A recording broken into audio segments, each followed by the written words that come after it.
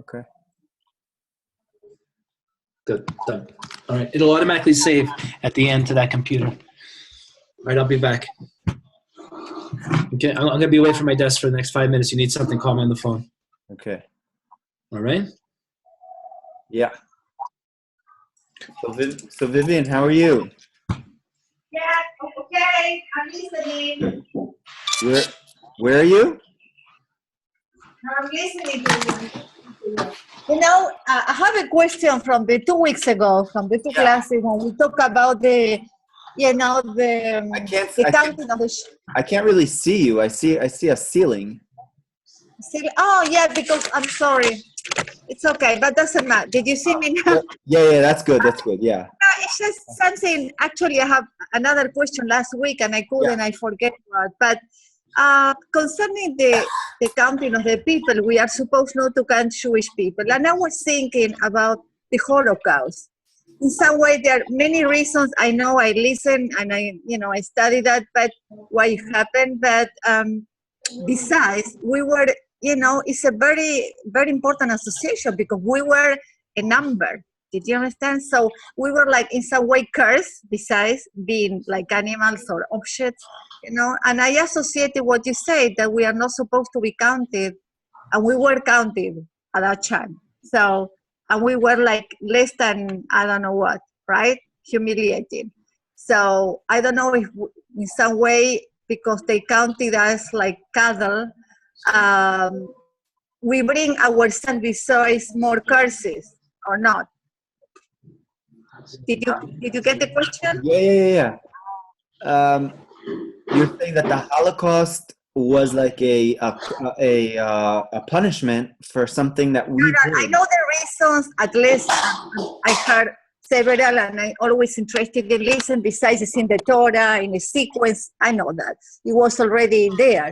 But I'm thinking it's an association because we were a number. We were a number at that point. So we, like you say, we are not supposed to count ourselves. They counted us, and maybe even they bring more curse. I don't know. It's something very interesting to know, because we were a number, exactly a number. It's not that we were printed, on the arms, a number. Not me. I'm saying we all share these things. We are all souls. So, but I'm just saying, it's very interesting. I was thinking, when you were talking about that. Yeah. So that's anyway. It's very interesting because there's a concept that it says that on the one hand it's a halachic concept. It says that I'll translate. I'll first say it in Hebrew. Davar shebeminyan eino batel. Something that's within a number does not become nullified. And it means like for, let's say, the laws of kosher. Let's say the laws of what was something in the law of kosher is like this: is that if you have, let's say, 60 measurements worth of milk, and then a drop of meat, let's say, goes in, okay? So yes. That we said that it becomes nullified. Because bitul. I know this. Right? It's bitul b'shishim. It's called nullified within 60. Now, but however, let's say it's something has a set number to it. For example, you know that you only make let's say bread with a certain amount of eggs, and then another, let's say, egg from a let's say a non-kosher animal falls in there. So we say that and it's more than 60. So it does not become nullified because there's already a set number to it, to the way that it's made, and anything that you add to it won't make it nullified because it's already part of the greater whole. So therefore, the concept is like this. It's talked about in the positive, and the positive is it says like the Jewish people are something which were counted by God. And why did God want to count us? He wanted to count us because he wanted to make us into a unit, and something that's a unit never becomes nullified. Parts. Yeah, it's just one soul, like one soul. Exactly, and that's looking at it in the positive. Because I know we said like 2 weeks ago, what you're mentioning, saying that, if something that you count, you're like limiting, right? But you're saying it's beyond counting. Now it's beyond blessings also. So that's true. So that's one way of looking at it. And then another way of looking at it is that God like counted us, which is why very interesting. This week's Parsha, when we count shekalim, exactly, we count the half shekel coins, and it says like this. It says that Haman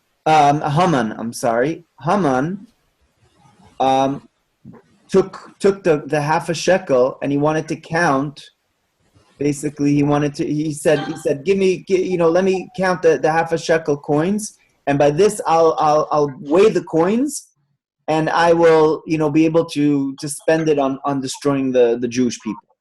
So God says to Haman, in the Midrash says, God says to Haman, says, oh, you wicked person, you thought that you're going to weigh the Jewish people, but we already weighed them earlier when they gave the half a shekel coin to the as a donation to the temple.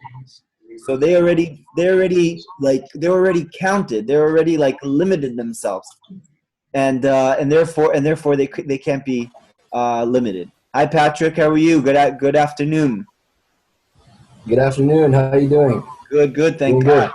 Thank God. Yeah, we're on a question right now, so you didn't yet start.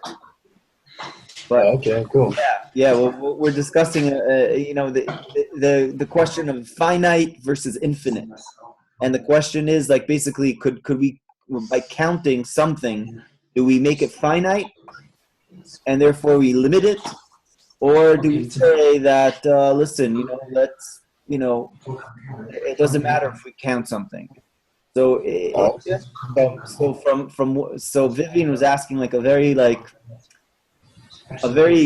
deep question. She was saying, let's look at the Holocaust, and she was like, they counted us and they put it on our arms, and she's like, that's kind of like a form of a limitation, limitation of the people that they tried to do to us. So that's what we were discussing. But Vivian, to answer that, really, they tried to destroy us completely. But look at what happened. They not only that they couldn't. Yes, they did unfortunately a job at that. Yes, but on the other hand, they could not destroy us.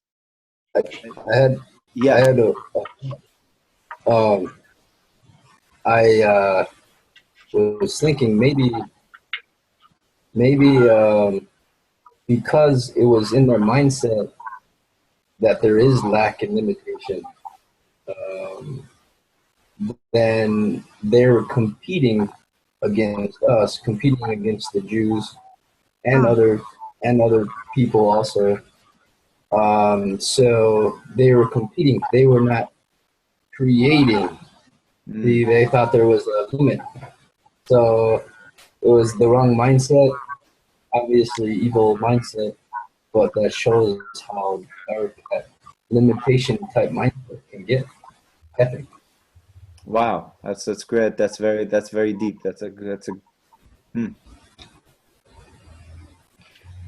Yeah, it's an unbelievable thing. You look at the numbers, and then they try to limit us, and they couldn't do that at the end of the day.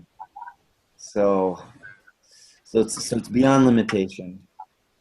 Yeah. That's but I know Vivian, you're very into the Jewish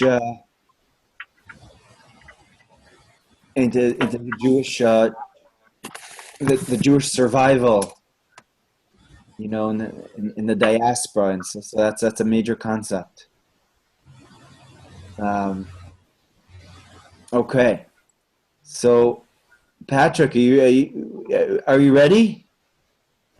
We're ready to rock. Yeah, finally. Okay, awesome. So we've got a great class today that that is going to zoom in on the creation of the temple. Okay, so far we've had 4 weeks. This is our 4th week talking about the tabernacle, talking about the Mishkan. And the Mishkan was first of all planned on 2 weeks' time. So we first, we know before you create, you have to plan. You have to have the blueprints. So we had the blueprints for 2 weeks, and it's kind of like God's blueprint. This is what the temple is going to look like. This is what the tabernacle is going to look like. And now, last week and this week, it's coming into actuality. And this week is really when we have the tabernacle fulfilled and it's made. So the Zohar is kind of like rolling the red carpets for the tabernacle that's built, and that's already been planned out, and now it's being created. So it's very exciting. Now it's a wondrous concept over here that I think is unbelievable and really sheds a tremendous amount of light to us. So here we go. So you see the sheet in front of you. Okay, Zohar Parshas Pikudei. So first we'll go with the synopsis. Rabbi Chizkiah is one of the Tanaim, one of the rabbis in the Zohar, one of the students of Rabbi Shimon Bar Yochai. And he says that although the craftsman began work on the temple, it was finished on its own.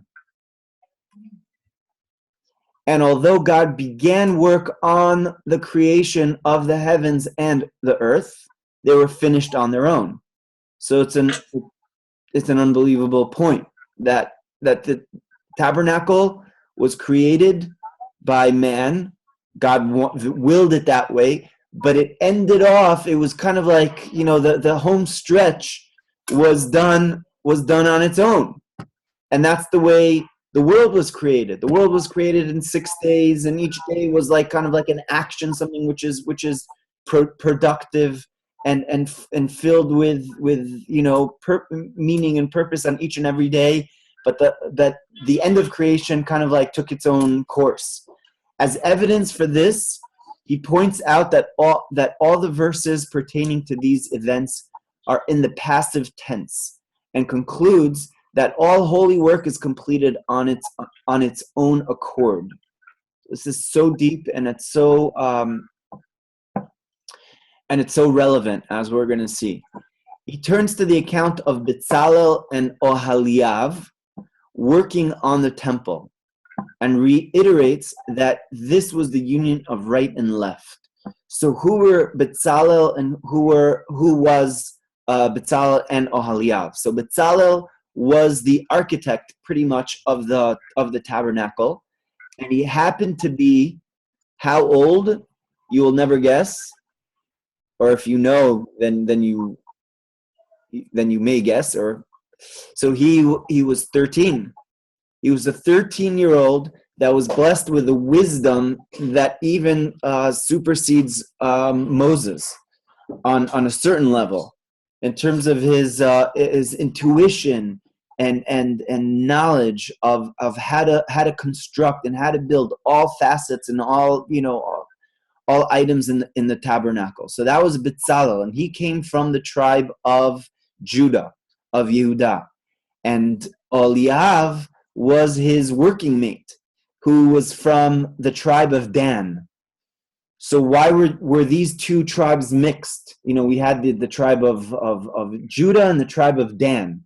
So the commentators say it's in order to take these polar opposites. So we have the highest of the tribes, that's the tribe of Judah, right? The tribe of Judah is compared to a lion, and is compared to, being an aristocracy, and that's King David's side, and that's Bezalel. So we have the one who comes from aristocracy, that's Bezalel. And then we have Oholiav, which comes from Dan, and Dan is considered, for whatever reason, one of the lowest of the tribes. In fact, they stood there. They were on the last frontiers of the Jewish people. They were like the last ones in line. The tribe of Dan. They walked in the desert at the end, and it says that was for a purpose. They actually made sure to protect the back flank of the Jewish people. That's A, and B, they would actually return anything that's lost of the Jewish people. So if somebody from a different tribe, dropped something, excuse me. So the last ones to pick them up was Dan. So the Danites would find it, and they would pass it ahead, and they would return it to the right person. So that was Judah. He was first, and Dan was last. And over here, the Zohar says something slightly different, which is Kabbalistic. And the Zohar says it's connecting the right and the left, which we're going to see more about soon. Next, Rabbi Yisa tells us that the accounts were taken of the tabernacle because this confirmed the work when it was finished. This accounting supersedes all previous events in the world. So that's our synopsis. And now let's have a look inside of the text. Okay, so I'm gonna read in Hebrew and translate in English, because even just by reading the Hebrew, even if we don't understand the Hebrew words, but just by saying the Hebrew words of the Holy Zohar, we're actually connecting to the energy of the Zohar by saying it in the Hebrew language. V'tah chazin, come and see. B'shaita dechulu umanin sharu leme'avad umnasa. When all the craftsmen began their work, hahu ovada mamish desharan. The very work that they started, ihi ishtalimat migarma. It was finished on its own. Inun sharan, they started it. Ve'i shlamit avidita ihi mamash. And it says that the actual work was completed on its own. Minalan, how do we know this? That the work was completed on its own, the Zohar asks. Dichtiv, as it says, Vatechel kol avodat mishkan oil moed. It says that the entire work of the tabernacle, of the tent of meeting, was finished, meaning that it was finished on its own. So everything begun, with this stage, first, putting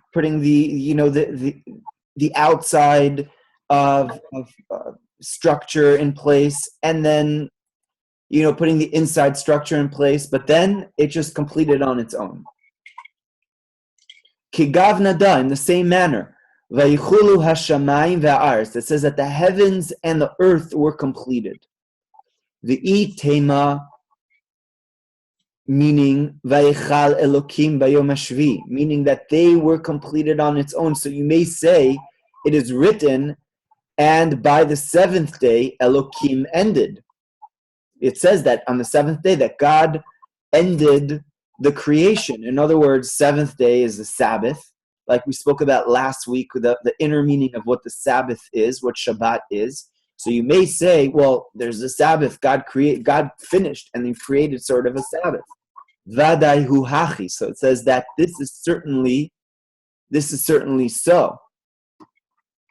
Dechol alma, that the entire world, afal gav dechol avidan ishtalimu kol chad v'chad, that for though the works were completed one by one, alma kula lo have shalim b'kiyumei, the world was not altogether complete. Ada ata yom hashviyah, until the seventh day arrived. Dechad ata yom hashviyah, and once the seventh day arrived, kedei nishtalimu kol avidan. So then all of creation was completed. The ashlim beikucha brichu alma, and the world was completed. Hahu dechtiv, and that is what is written. Vayichal Elokim bayom hashvi melachto asher asa, that God completed the seventh day, completed the work that he created on the seventh day. And by the seventh day, all the work had been completed. Therefore, by the seventh day, Elohim ended his work. Okay, so let's talk about this for a little bit. So we have the connection between the tabernacle and we have the creation of heaven and earth. So this isn't something which is random. We find this in the Midrash and we find this in the Zohar itself. That the Zohar compares the creation of the tabernacle with the creation of heaven and earth. And it says all types of beautiful concepts. And one of them is as follows. It says that, for example, God created the sun and the moon. And he likens that to the tabernacle. And then he creates earth, and earth is the creation of the actual of the actual tabernacle, the physical structure of the tabernacle. And then we have the mizbech, we have the altar, and the altar represents a certain day. So each day is actually another part of the tabernacle. And it says that the tabernacle is actually the inner fulfillment of the creation of heaven and earth. So just like heaven and earth were created in 6 days, and then on the seventh day, it says what happens on the seventh day. God rested from work. What aspect of God rested from work? It's the level of Elohim, the level of God, of godliness called Elohim, which is most associated with creation. Rested from creation, and then he went into actually rest itself. So rest is a byproduct. Rest is like given over to the creation.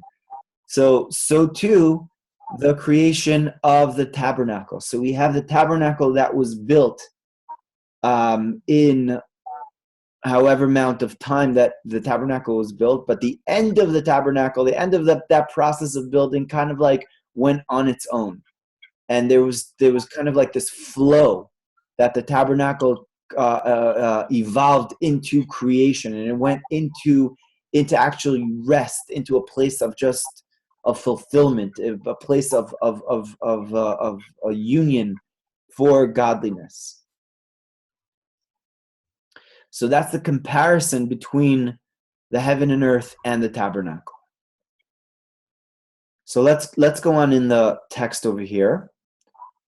V'chad itbani bei mikdasha, and when the temple was built, kol avideta d'itavid, all the work was done on its own. I migarma itavit umanin sharan, v'videta itchaziat lo lemeavad. So the craftsmen began, and the work showed them how it should be done. V'ishtalimat hi migarma, and it was traced and completed on its own accord. V'ha'ukmuha, and as it is written, Dichti v'abayit bihibanoto, and the house when it was built. V'abayit kasher banu lo ktiv. It doesn't say that the house the way it was built, but it says the house ela bihibanoto. Says that the house when it was built. In other words, the meaning of it, and this is, by the way, a quote from the book of Kings, where it talks about the building of the actual temple in Jerusalem, which had a similar type of creation to the tabernacle. And it says about the tabernacle, about the house in Jerusalem, it says about it there that the house was not that it was when they built it. In other words, it was completely built from A to Z. In other words, from day one to the end of when it was fulfilled.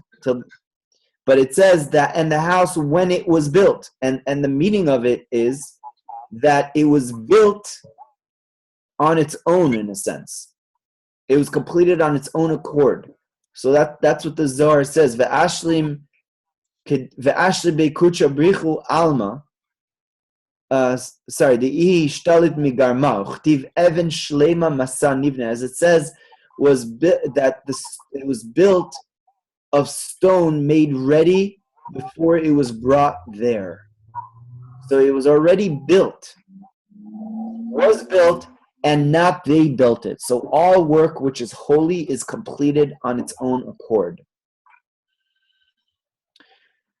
And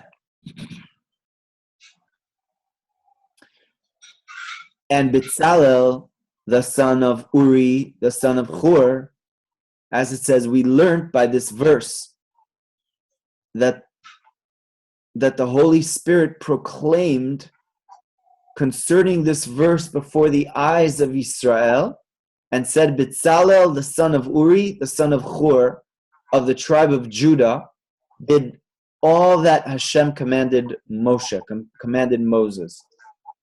And with him was Oholiav, the son of Achi Samach. And he asks, Rabbi Chizkiah asks in the Zohar, what is the meaning of and with him? What does it mean, and with him? So they're working together. Why does it say that Oholiav was with him, was with Bezalel? And he replies, we learned that Oholiav did not do the work alone, but with Bezalel he did what he did. And this is the meaning, with him, and not on his own. For Bezalel is right, and Oholiav is left. And from here we learn that the left is always included in the right. Therefore it is written, and I have given with him Oholiav. The one is right, and the other is left. And left is included in the right. So this concept is the following. It's the concept that we have the right column, the right side is chesed. And chesed is the aspect of Bezalel, the aspect of giving and being benevolent and creation, etc. And on the other hand, we have Oholiav, which corresponds to left, to judgments, to discipline, to actually withholding, and that is the opposite midah, the opposite emanation of chesed. And what we learn over here is that gevura and chesed have to go hand in hand. So chesed, it can't just be the domain of chesed, that is the ultimate domain of the tabernacle. Yes, absolutely. God created God created the tabernacle with chesed because he wanted to be close to us. Just like he created the world, he created the world with chesed. It says olam chesed ibanin, that the world was created with chesed, with kindness. However, what about the domain of the other side? What about the domain of gevura, of strictness, of discipline? So on that, for that reason, we have the tribe of Dan over here. We have Bezalel that joins along, and he is actually helping out Bezalel, and together they form this partnership, this union of Bezalel and Dan, representing and Oholiav, representing the two opposites, polar extremes, which tells us that only together with these extremes, from right and left, we can include all types of Jews within the temple, within the tabernacle. It's not only inclusive of one type of a Jew, which is perhaps somebody that connects to the inner meaning of what the tabernacle is about, more chesed, etc. No, that's not going to include all Jews. The job of the tabernacle is to include all Jews. So therefore, Oholiav was included with the tribe of Judah and with Bezalel, because he represents the type of a Jew that is removed, that's far away, that's perhaps not deserving all the time of chesed, of the benevolence, of the kindness of God. But by his inclusion, he actually joins in even those far-flung Jews that are out there, to be included within the benevolence, within the unity of the entire Jewish people, and within the blessing of the Jewish people, together with Bezalel, with the tribe of Judah. So that's what the Zohar is telling us over here. For Bezalel is right and Oholiav is left. And from here we learn that the left is always included in the right. Therefore it is written, I have given him Oholiav. The one is right and the other left. And left is included in the right. Right? So we don't say that the right is included within the left, but the left is included within the right, which represents that the strictness is now subordinate to the kindness, which is able to actually affect it, is able to bring in those far-flung people, Jews, closer to the light, to the kindness, to the benevolence of God. So let us go to page 3.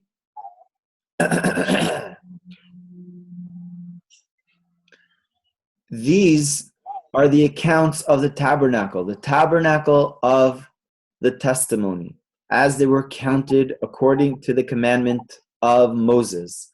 Rabbi Yesa said, since all the wise men made the tabernacle, there was need of counting all the works done in it. What is the reason? Each account by being made confirmed the work done, and it remained in place.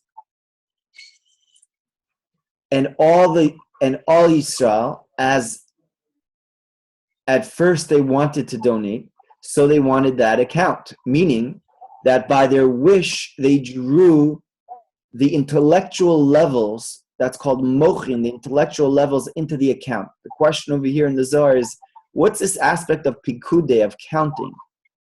The counting of the edut. Why did they want to know? All the accounts. So how much gold was given over, and how much silver was given over, and copper and silk and everything like that. It was all given over, and it was all accounted, and all those accounts were transparent, and they were given over to anybody that wanted to know it.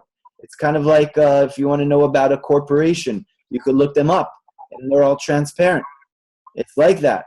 So the tabernacle was almost like this transparent corporation that was open for the viewing. Everybody could know exactly what was invested into it and where every single penny went to. And the Zohar says, why was it? Why do we have to know? Why did the Jewish people have to know how much went there and how much went there, went here? I mean, we see an amazing amount of almost like a democracy in this. That yes, the Jewish people donated it, and they donated it they gave it to God, and it went through Moshe, but they still had the rights, and they were allowed to know exactly where they went to. And the Zohar says that this represents bringing the mochin, bringing the intellect into drew the intellect into these accounting. And this means as follows: and all the work prevailed by that wish. Therefore, let's go a little further with this paragraph. Therefore, there was need of accounting in the tabernacle, since through it the work is confirmed. It is therefore written, these are the accounts, and not and these. It says these are the accounts of the Jewish people. And now there's a rule, because wherever it is written these in the Torah, in the Torah it says sometimes these, and it says and these, ve'ela, and sometimes it says ela. What's the difference between the two languages? It sounds very similar. So it's explained wherever it says just these plain without the vav, without the connecting word, whatever was written before is annulled. So in other words, there's a completely fresh number, accounting that is brought to us. And when it says ve'el, it's adding on to what was said earlier. So here it's giving us the accounting of what was given in the temple, and it says these are the accountings. So it's a fresh accounting of what was brought. In other words, everything else was annulled. And the Zohar tells us, what does this mean? And that account annuls all the previous accounts in the world.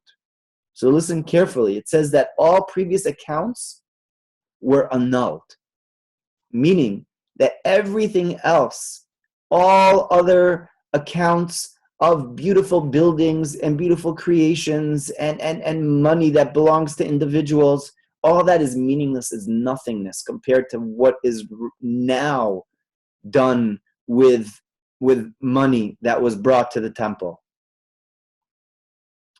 So that's what it says. These are the Pikudei, Ele Pikudei. These are the Pikudei of the Jewish people, of the creation of the tabernacle, because everything else is not and is nothing compared to the account of the tabernacle. So now let's yes, hi. No, because I missed because of the internet, anyway. Oh, sorry. No, so everything, so what we're saying is that everything else is nullified and is completely nothingness compared to what was brought over here to the temple.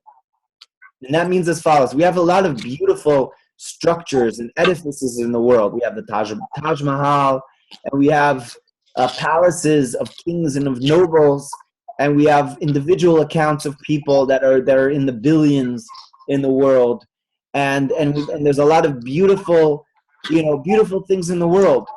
But when we take that and we compare it to the building of the temple, and we compare it to the tabernacle, so all of that is completely nothing, and it is not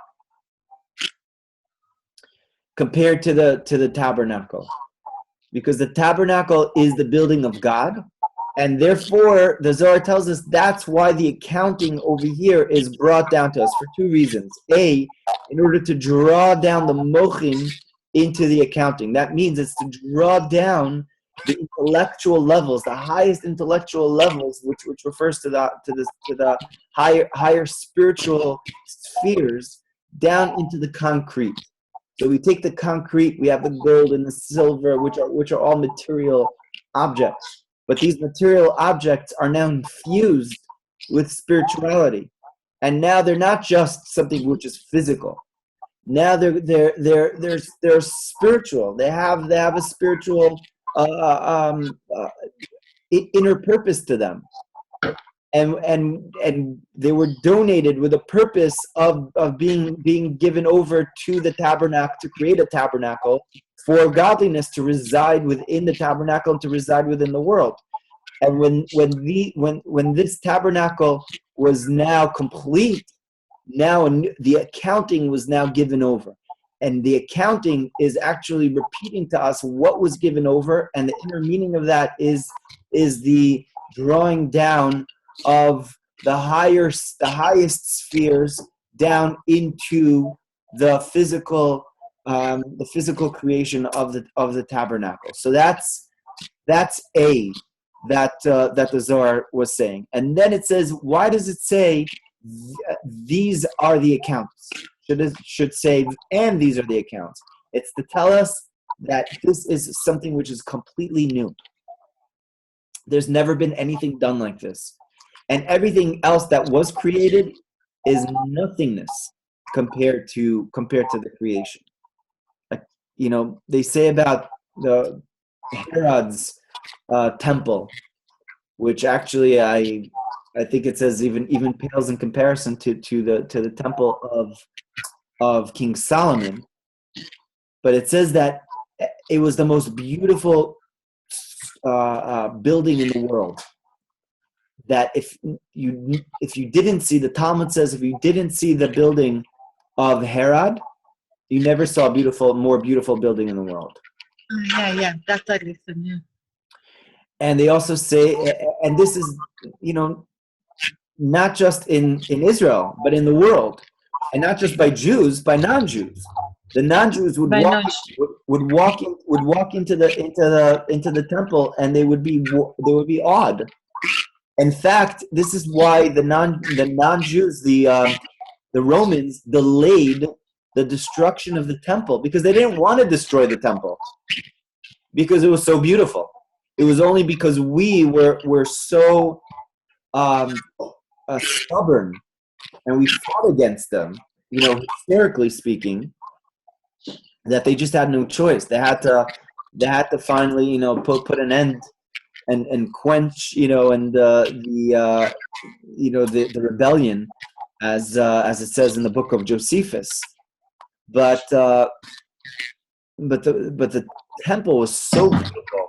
And it says that the marble over there it made it look like it was the ocean, and it was sparkling gold all over, and it made everything else look like it was nothing. So this is what the Zohar tells us over here, something similar, that now that the tabernacle went into effect, everything else is nothing. It's not adding on to like a beautiful building. This is another beautiful building. There's the Taj Mahal. There's there's the Eiffel Tower. There's the White House.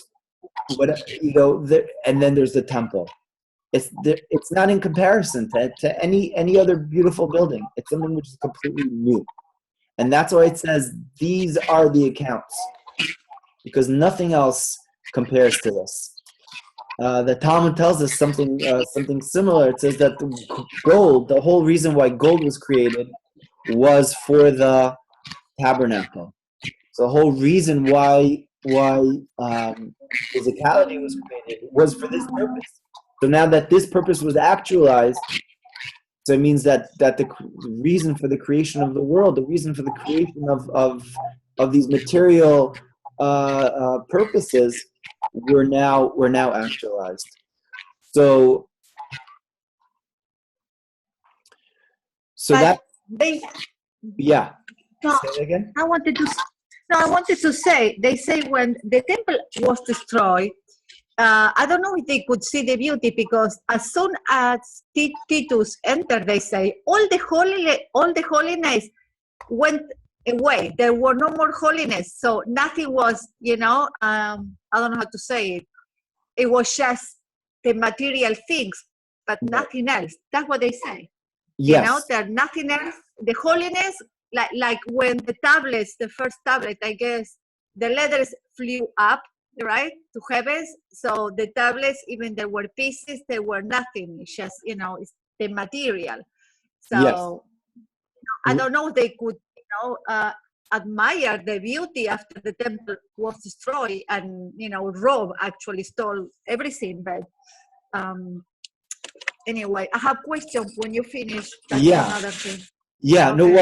Well. Just simply from a beauty standpoint, the temple was so beautiful. From even a physical standpoint.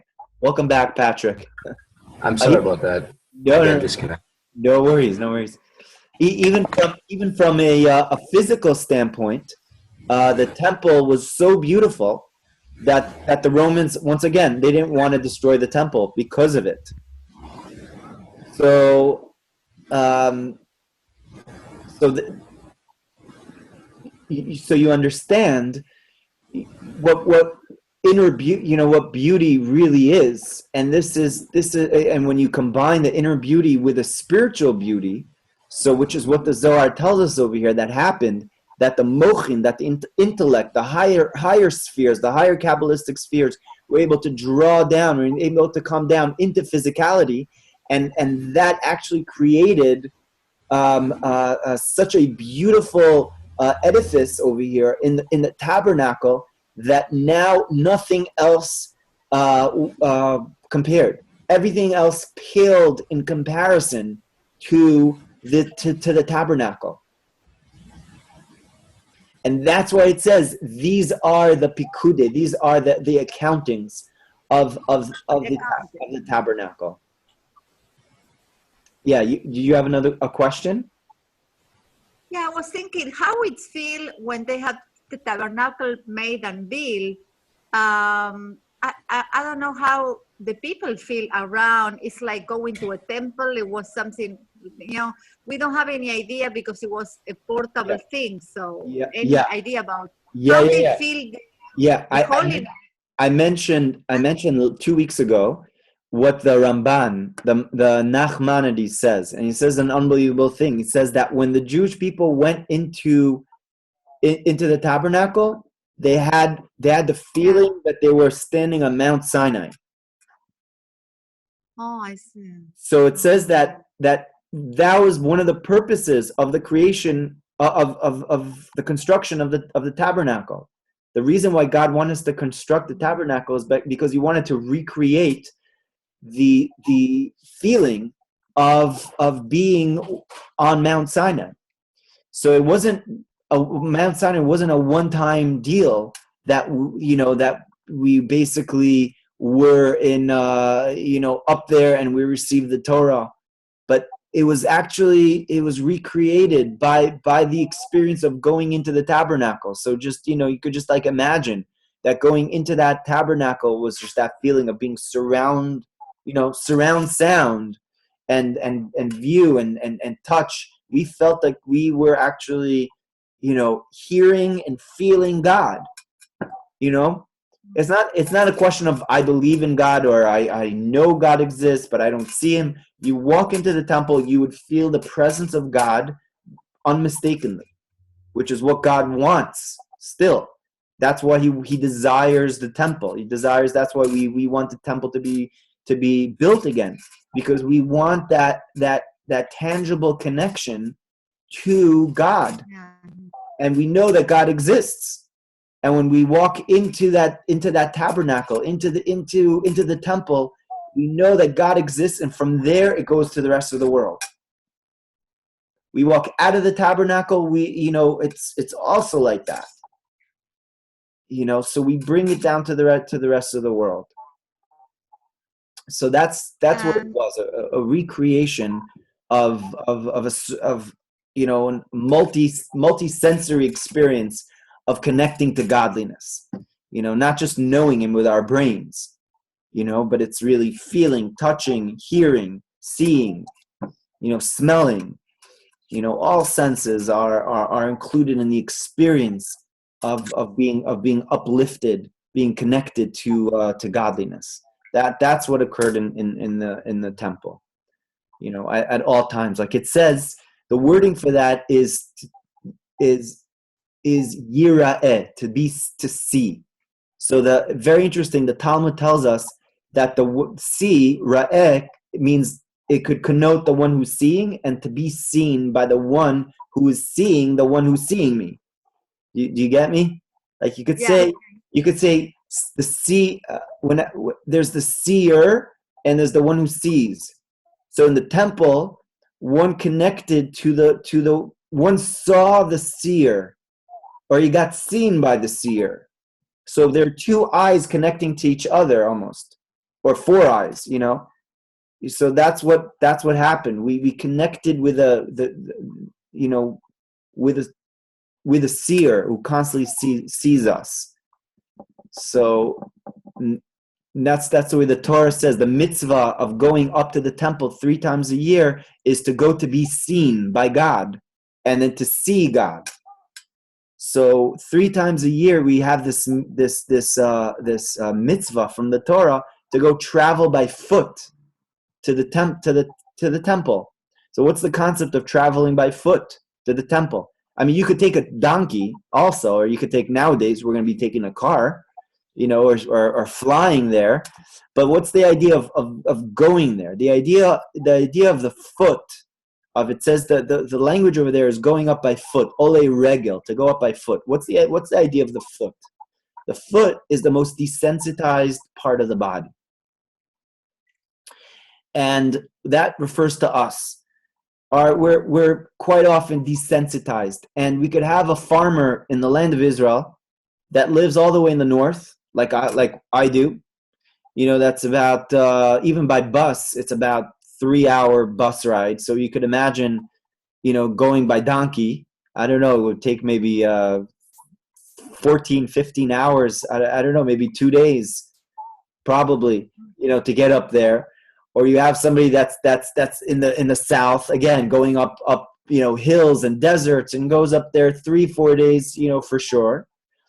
So he doesn't travel to Jerusalem that often. So what happens is during the year, the person becomes desensitized, like the foot. So he spends his time in the farm, and he's got vineyards, and he's got apple orchards and pomegranates, etc. Everything that he's doing, all the good stuff that he's doing, and he knows it's all from God, because he knows he prays and rain comes down for him, and he's got his food and he's got his drink, and he could feed his family, etc. But he could sometimes feel desensitized and feel maybe, I don't know if God, I don't have that closeness. So the mitzvah is for each and every Jew to go up 3 times a year. In other words, 3 times a year, I've got to bring my desensitized part of me in my consciousness and who I am, and bring it to Jerusalem. And that means that now my foot I get to see godliness. So now my foot is infused with my brain in essence. And my brain is infused with my foot. The highest levels of me is now infused within my lower levels. And my lower levels are now uplifted to be the highest levels. And now after such an experience in Jerusalem, and pretty much it was a lot of coming together and feasting and party in Jerusalem, and enjoying the songs of the Levites, and enjoying the services in the temple. I mean, it was such a celebration. We can't even imagine such joy, such serenity. It's something that we yearn for. We yearn for the temple, for the building of the temple, because we yearn for that real good times, right? Being in Jerusalem, where all people are united, all Jewish people are brothers and sisters, and the world comes together in such a perfected way, and there's such a peacefulness about it, not just one versus the other and jealousy and this and that. No, there's none of that. Yerushalayim is the idea of Yerushalayim. All are one. All Jewish people are one. We're complete unity. Without any of what we know now is, I have this, you have that, etc. So it's after such an experience in the tabernacle, you could well imagine that this farmer is going to go back to his farm in it with a different type of consciousness, and it propels him for the next 6 months. He remembers that experience. And the next 6 months he goes and he connects, and he comes back after, again, and he goes back down to, to where he was at. So it's that connection of going up to the temple, going up to the tabernacle, which is so important. And by the way, some say that it's still a positive mitzvah nowadays to go to the place of the temple, which is basically the Western Wall nowadays during the 3 holidays. Of Passover, Shavuot, and Sukkot. So that's the mitzvah that some people still do, going up to the tabernacle still nowadays. So, and any other questions, Patrick, Vivian? Yes, I have one more. To know what happened with the tabernacle. What was the history? After this, they went to Shiloh, and after that, what it became about this. Then they build the temple, but before the temple, they have all the time the tabernacle until the first temple, and when the first temple was built, what it became of the tabernacle, of the physical sense.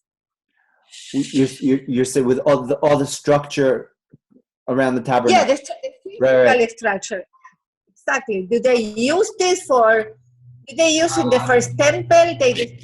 It's a good question. It's a good question. I'm not really sure. I'm not really sure, but they didn't use it. No, but I'm sure it went into a sense of storage, area because everything in the tabernacle was holy. So everything around it, that whole edifice was all put somewhere. But it wasn't put in the temple, because the temple was made all of stone, strictly of stone, and the tabernacle was made of wood. And the difference between stone and wood is that stone is something which comes from wood comes from trees, and something that grows. It's something that's organic, right? Stone is not, of course, something which is earthly and ground. Yet the tabernacle is on a lower level actually than the temple, which seems contradictory, because the temple is made out of stone, and we would think that it would be lower because of how it's made. So the answer is the answer is that there's a rule in the book of formation, which was written by Abraham. It's called Sefer Yetzirah. He writes, anything that is higher falls lower. So stone actually comes from a higher level, whereas wood grows, but it only goes up to a certain level, and the tabernacle was able to connect us to a certain level, but not the highest level. For the highest level, we needed the temple. We needed the temple and therefore the temple was made out of stone. So because the lowest level is connected to the highest level, just like actually with us, our actually the concrete within us, although it seems like it's lowest, is actually relates to the highest levels of actually consciousness that we didn't even know we had it. When we create something with our hands and we have our mark on it, so that mark on it, actually goes back to, that a very high place within us. We know, wow, this is the craftsmanship of the person. So the action is in fact, higher than even other faculties within us that seem to be more refined. So it's an interesting paradox, with a tabernacle. Any other questions? So I'd like to summarize what we spoke about, because we spoke about really three concepts over here. First of all, we spoke about the concept of whenever there's something holy, it completes itself, which I think is so significant and so important. And I love this concept so much because it's true. We know that when we do something right, it's very difficult at first. There's a lot of obstacles in our way, and everything that it just comes at us. And we work and we persevere. And what happens at the end, when we almost get there, we're not even there yet, we get a piggyback ride. And we just kind of make it, whoa, unbelievable. So this actually relates to me personally and in my life. We're actually moving on Sunday to a new apartment, to a new a house over here in Tzfat. And it's been a rough couple of months in preparation on many levels, getting this done. And this week we had the tough, the grueling week. And the grueling week was to pack. And we have a lot of packing, we have a lot of packing to do. And I have to tell you that out of nowhere, this person appeared and said, my flight to this and this place was canceled, and I'm meant to be over here in Sfat for these couple of days. And I was asking God, like, why am I here? And I heard that you needed to move, and I'm an expert packer. I've done it a lot of times, and I enjoy doing it. So I would like to help you. And this person, this saint, I mean, I have no other words. He's like a tzaddik, helped us literally pack single-handedly. And it's a guy that's strong, tall, with a lot of energy. God bless him. Just started packing up our entire house for us. And I have to say, I did not even pack a box yet. I mean, we still have a little bit to go. But I saw this as, when I was learning this Zohar, I was thinking, wow, this is unbelievable, because this is exactly the story of my week. That when you do things at the beginning, it's difficult. But at the end, God gives you a kiss. And he says, you know what? You were good. Let me show that I was with you the entire time, and I'll take you to the finish line. And it's an unbelievable life lesson. Whenever something is holy, at the end, God takes us through. So that's lesson number 1 that we have over here. Lesson number 2 is we had the lesson about counting. And we had the counting, and we had the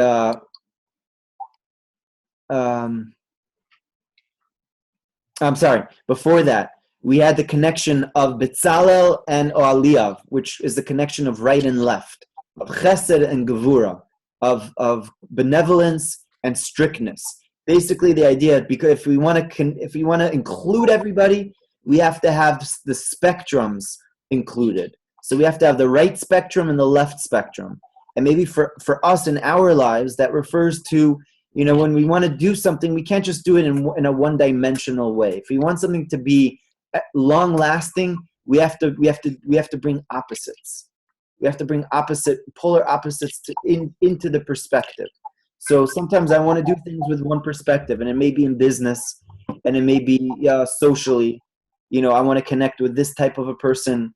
But when we bring other types of people who are actually bringing a totally different perspective, or in the business, we have an idea, we want to do things in this way. We don't want to hear any other perspective. But when we hear the other perspective, it opens us up to actually be more wide, more inclusive. Our idea to be much more of a concrete idea that's able to fit much more into the equation than if we would just go with our inclination of doing things with a one-dimensional way. So this is the concept of God telling Moshe that he's got to have Betzalel, and he's got to also include Ohaliav into the equation. Because if you want to have the tabernacle, you want to include all Jews that are far flung, way, way, way out there. You can't just have Betzalel there. Betzalel is a tzaddik, he's a holy man. But what about those Jews that are way, way out there? You got to have Ohaliav. You have to have that other type of Jew that's coming there from the far flung side, and he's joining in with Judah, and together with Betzalel, and together they're building the tabernacle. It means now tabernacle is a place for all Jews. So that's lesson number 2. And lesson number 3 is the lesson about counting. So when the Jewish people brought all these donations to the temple, they were all counted, and there are a lot of material donations given. Money was given, gold was given, etc. But there was this transparency, and everything was there. If you wanted to know the numbers, where everything went, Moses had the number. Moshe has those numbers over there for you. Transparent. It's like a corporation. All it's all there. All you have to do. You want the numbers, we'll give them to you. So the question is why?